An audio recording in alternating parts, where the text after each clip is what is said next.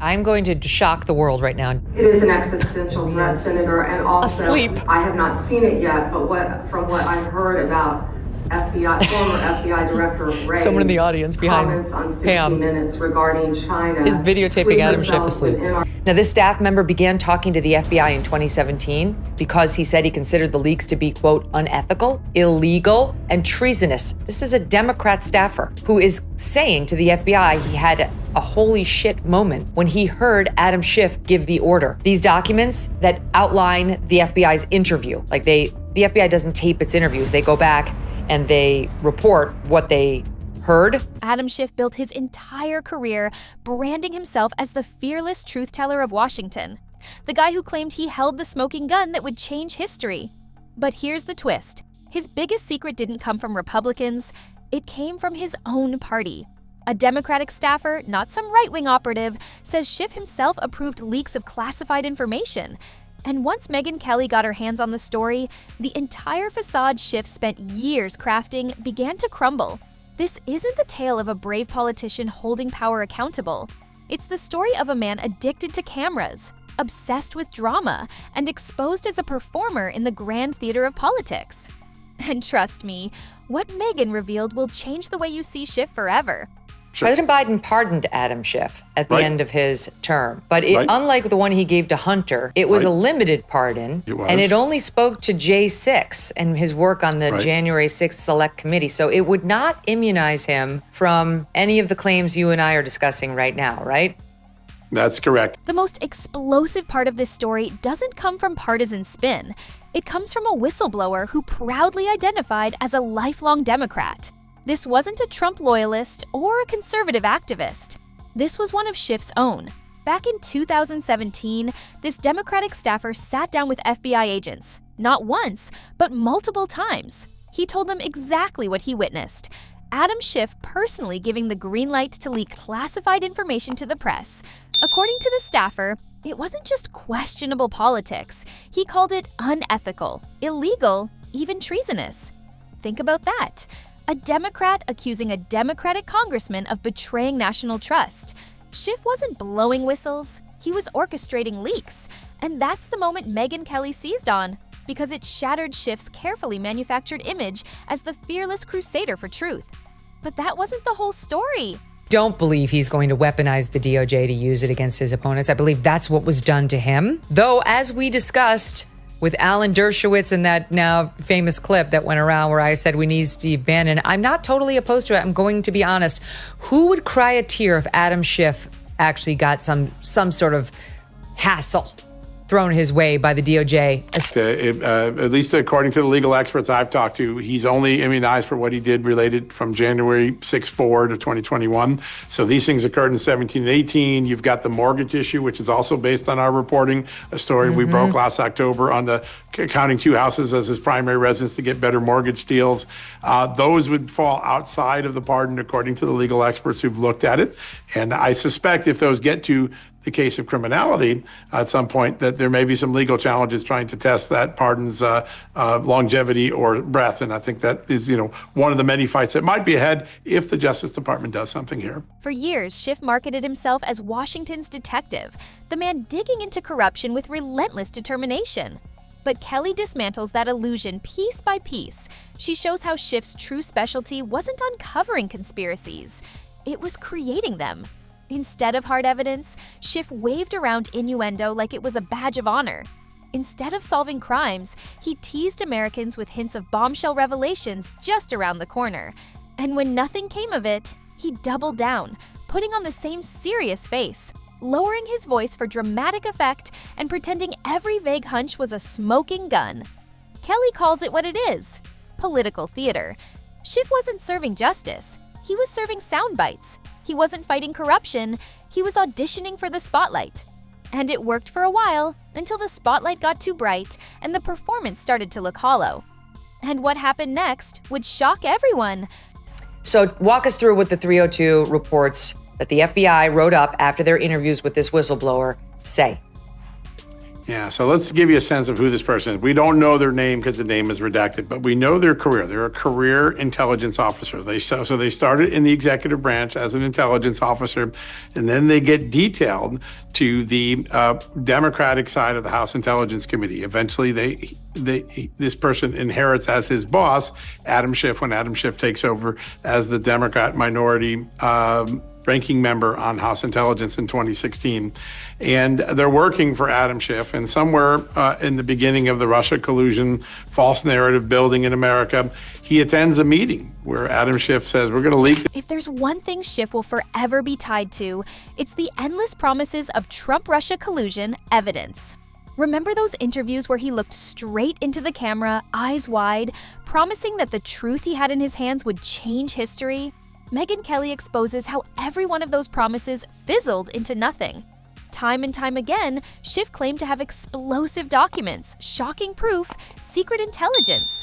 And yet, nothing ever surfaced. The dramatic buildup was always followed by a disappointing finale.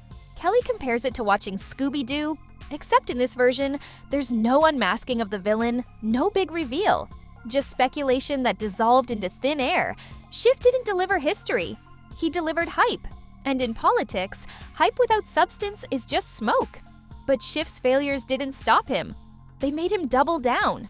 I mean, didn't we just have a whole criminal investigation of Donald Trump for having documents at Mar-a-Lago that might have classified information in them, and we just can't have that. We can't have classified information running around out there in the hands of people who aren't authorized. Meanwhile, this is the former president of the United States who can declassify everything. We were told that for 2 years straight, the past 2 years by Democrats. And now what you're saying is that one of the most vocal about that, Adam Schiff, had been at the helm of releasing classified information to. His defenders argue that Schiff is just doing his job, that he's standing up for democracy. Here's where Kelly's takedown hits hardest. Most politicians, when proven wrong, at least attempt damage control.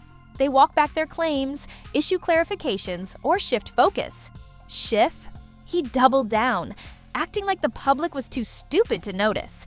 Kelly roasts him for perfecting the serious face, that solemn look he'd flash on television interviews, as if widening his eyes and lowering his tone could replace hard facts. He treated truth not as something sacred, but as a prop to be bent, twisted, and staged for effect. Worse, Schiff's hypocrisy is staggering. While he accused others of spreading misinformation, he was the one peddling narratives that never materialized. He projected dishonesty onto his enemies while quietly practicing it himself. Kelly calls it political gaslighting, the same trick used by a bad salesman trying to convince you a broken car is a luxury vehicle. But behind Schiff's theatrics lurked something even more dangerous. While this is only the unverified allegation of a single former staffer, the alleged conduct would involve criminal and unethical conduct of the highest order, if proven. Your reaction to this news? Well, it's in keeping with my opinion of Adam Schiff. I've been calling him McCarthyite ever since he started in on Trump. And as John pointed out, McCarthy at least there had some communists in the government that he was talking about, although he was irresponsible. Adam Schiff repeatedly came out and said, I have seen documents that indict, that link Trump to Russia, but I can't reveal them to you now, but just you wait, I'm going to reveal them. And of course, we know they weren't there. We know there was nothing there. And now we have this information from the whistleblower, my favorite part of which is when the whistleblower says he objected to the illegality of the. Toward the end of Biden's presidency, Schiff was quietly pardoned. But here's the catch. It wasn't a blanket pardon. It only covered his role on the January 6th committee. That means the allegations about leaking classified documents, the suspicious mortgage deals where he counted 2 homes as primary residences, those weren't protected. Legal experts argue those could still haunt Schiff. And Megyn Kelly uses this uncertainty to add suspense, because if even part of the whistleblower's testimony holds up, Schiff's legacy might not just be political embarrassment. It could carry real consequences. But Schiff's obsession wasn't just with covering himself, it was with destroying someone else.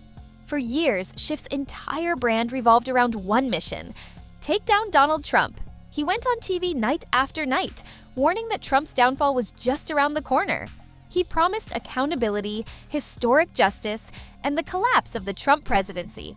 Fast forward, and what happened? Trump remained standing. Schiff's predictions aged like spoiled milk. Megyn Kelly skewers this humiliation, pointing out how Schiff's career is now permanently tied to the very man he swore to destroy. Schiff became the guy who barked for years but never landed a bite. And here's the kicker, Schiff even used this obsession to fundraise. Every dramatic warning was followed by another email begging supporters for donations. He didn't just weaponize paranoia, he monetized it. But the more he fundraised, the more obvious the pattern became. Kelly drives home how Schiff turned politics into a business model. Every press conference, every fiery speech, every vague bombshell was followed by fundraising pleas. His supporters weren't getting results. They were paying for more performances. Schiff effectively created a subscription service out of fear. He sold outrage, dramatics, and speculation while delivering nothing tangible in return. It wasn't leadership, it was marketing. And when Americans eventually noticed, Schiff's credibility tanked. And when credibility collapses, all that's left is the legacy you leave behind. This is where Megyn Kelly's takedown cuts deepest. Schiff wanted to be remembered as the principled defender of democracy. Instead, history will likely remember him as the man who turned politics into performance art. His greatest contribution wasn't legislation or reform, it was endless outrage theater. He weakened institutions by using them as props. He cheapened truth by turning it into a stage trick. And when all was said and done, what he left behind wasn't progress, but exhaustion. Kelly paints Schiff not as a hero, but as a cautionary tale. A politician who mistook cameras for leadership, sound bites for justice, and drama for truth. So when the curtain finally falls on Adam Schiff's career, it won't be remembered as fearless or historic. It'll be remembered as hollow. The man who promised the smoking gun, but delivered nothing but smoke. Megyn Kelly's takedown doesn't just expose Schiff, it annihilates the illusion he spent decades selling. Schiff wasn't the watchdog of democracy. He was the salesman of fear. He wasn't the truth teller he pretended to be. He was a performer, auditioning on America's time. And the bitter irony? Schiff's greatest enemy wasn't Donald Trump or even his political opponents. It was his own addiction to the spotlight.